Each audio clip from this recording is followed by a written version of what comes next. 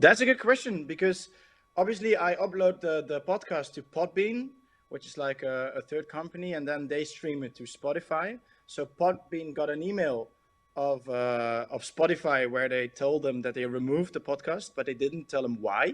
And you also can't ask them the questions why. That's so different compared to YouTube, because on YouTube you can at least they tell you why they removed the podcast, and you can ask them why, or you can have at least a conversation about it. But on Spotify they just remove it, and you can't do anything about it. Exactly. You should at least, like you said, be able to have a conversation. What is it about my content that you don't like? It's like being kicked out of a nightclub and not explaining to you why you're being kicked out. It's exactly the same. Is it a permanent removal then? I mean, I know you've obviously taken your stuff off of Spotify, but in terms of when they delete the videos, it's not a case of, we're deleting this because it's under review. It's gone. Yeah, it's gone.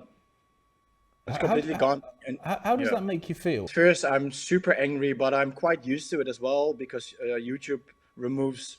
I mean, the podcast with David was been removed in half an hour by YouTube, so I'm quite used to it.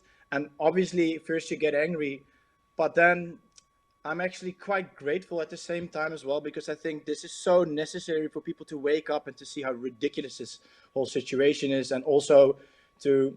I mean, we all are complaining about the big tech companies, but we still all use all their shit, right? And I think this is just a good wake-up call for people to remove your podcast, remove the things that you like, and do it by yourself, and bring it back to the people.